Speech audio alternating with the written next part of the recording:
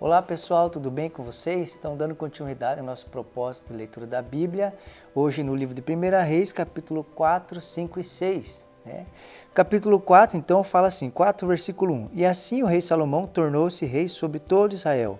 Estes foram os seus principais assessores. Então aqui ele vai dar uma lista de pessoas que, de certa forma, o auxiliavam, o ajudavam, estavam com ele nessa empreitada de governar essa nação de Israel. Cada um tinha o seu papel, cada um tinha a sua função, cada um cuidava de certas coisas desse tão grande reino de Israel, né?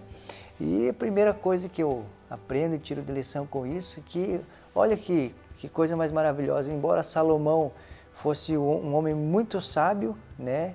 Ele havia certas coisas que ele sabia que precisava de outros. E isso é uma demonstração de sabedoria, discernimento, conhecimento. É uma demonstração de alguém que sabe gerir e cuidar das coisas. E aí então ele coloca pessoas para cuidar de certas coisas.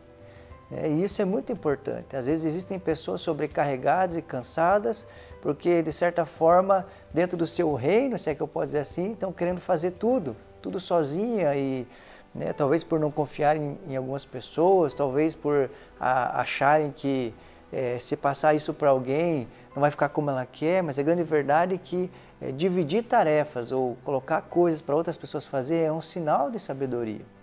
E uma coisa assim que me chama a atenção no reinado de Salomão, quando ele assume o trono, uma das coisas que ele faz, ele elimina algumas pessoas do seu reino, ele, de certa forma, põe limites a outras e ele traz para perto, para comer na sua mesa, outras pessoas que, aos seus olhos, eram pessoas fiéis, pessoas que talvez não participaram da rebeldia do seu irmão contra o rei Davi. Ele traz essas pessoas para perto. Isso precisa chamar a nossa atenção, irmãos.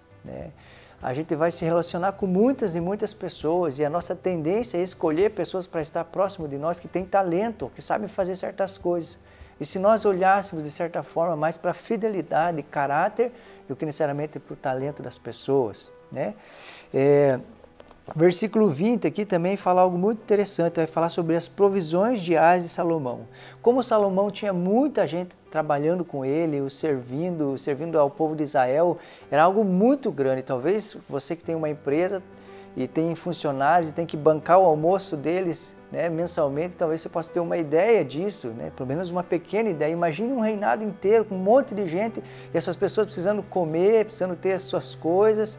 E olha que interessante, diz aqui no versículo 20, e o povo de Judá e de Israel era tão numeroso como a areia da praia, eles comiam e bebiam e eram felizes. Olha que interessante, em todo esse texto aqui, esse pedaço das Escrituras, diz algo muito interessante.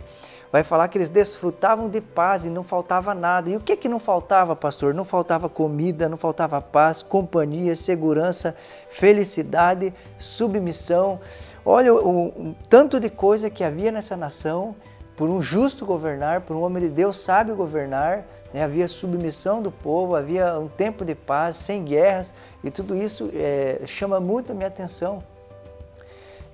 Você vai ver sucessivamente vários reis governando e o povo sofrendo, não tendo falta, sendo talvez de certa forma assim menosprezado pelos seus reis, mas aqui não, isso é demonstração mais uma vez desse coração maravilhoso de Salomão, dessa sabedoria e discernimento que Deus deu a ele. E a prova disso é que no versículo 29 vai falar novamente dessa tão grandiosa sabedoria de Salomão, que ele era um homem muito sábio.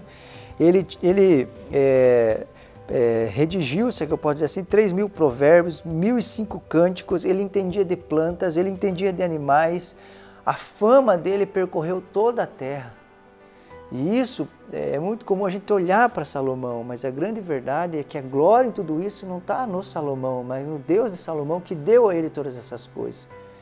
O que seria Salomão sem Deus, ou Deus dá algo a ele? Seria um homem comum e normal. O que faz dele um homem extraordinário tem a ver com aquilo que Deus depositou sobre ele. E a gente precisa entender isso. Existem coisas que eu e você fazemos muito bem. Talvez você não fez muitos provérbios ou não escreveu muitos cânticos, mas existem coisas que eu e você fazemos muito bem. Mas a grande verdade, assim como Salomão fazia o que fazia por causa do Deus que servia, eu e você precisamos reconhecer que a glória que temos ou aquilo que recebemos vem de Deus. Capítulo 5, então, começa aqui narrando sobre Irão, que era amigo de Davi. E olha isso, eu achei tão maravilhoso ler isso na Bíblia. Davi tinha amigos, Davi tinha amigos que se alegravam com ele, porque ele fica feliz de Salomão, e a maneira que Salomão estava conduzindo as coisas, ele fica feliz, fica alegre com isso, porque ele amava Davi, porque era um amigo de Davi. E ele não queria, de certa forma, que talvez esse reino caísse em mãos erradas, ou que a coisa fosse por um caminho errado. Ele fica feliz com essas coisas. Você tem amigos que ficam felizes por você, pelos seus filhos, pelas coisas que estão acontecendo à sua volta? Isso a gente precisa analisar e ver, Nós precisamos de amigos próximos que vão nos ajudar, às vezes, na empreitada, que não tem nada a ver com eles. Irão fornece para Salomão mão de obra e ajuda para cortar madeira. Salomão reconhece, mesmo sendo um homem sábio, ele reconhece que precisava de ajuda para fazer certas coisas. E Irão fornece isso, até porque a amizade dele com Davi, aquilo que Davi plantou com esse homem, Salomão estava colhendo. E não é assim na nossa vida? Tem coisas que eu desfruto hoje que não fui eu que plantei, foi os meus pais. Tem coisas que você desfruta hoje, talvez trabalho que você faz hoje, enfim, que às vezes não foi você que plantou, foi seu pai. Que a gente possa se alegrar com isso. Outra coisa que chamou muita atenção é que Salomão, ele entendia dos tempos. Ele fala então para Irão: você bem sabe que meu pai queria muito construir um templo ao Senhor, mas por causa das guerras de todo lado, ele não pôde fazer isso. Mas agora é um momento de paz, é hora de construir. Olha só, Salomão entendendo os tempos e as estações, agora, num tempo de paz, é momento de construir. No momento de guerra, como vai construir? Se está preocupado em vencer inimigos, exércitos, mas agora é a hora. E nós precisamos ficar antenados com os tempos, porque às vezes queremos construir no momento que não é a hora. Às vezes queremos fazer certas coisas num período que não vai dar certo, e às vezes a gente se frustra, se entristece, se aborrece. Outra coisa que eu queria conversar com você, meu irmão, minha irmã, é que Davi queria construir o templo, mas não construiu por causa das guerras que batalhava e o impediam de fazer isso. As guerras que ele lutava, de certa forma, minaram o seu tempo, suas energias, suas forças. E quando eu olho, de certa forma, Davi e o quadro da vida dele, eu percebo que ele queria muito construir o templo, ele não conseguiu, e a sua família também sofreu com isso, porque você vê a família de Davi passando por coisas tão difíceis e complicadas. Talvez o excesso de guerras fez com que ele não tivesse tempo para certas coisas. E você? Quais são as guerras que você está batalhando? As guerras que você está batalhando estão impedindo você de certa forma, se atentar para coisas que são também muito importantes? Como diz um pastor amigo meu, ele dizia: escolha as guerras que você vai lutar.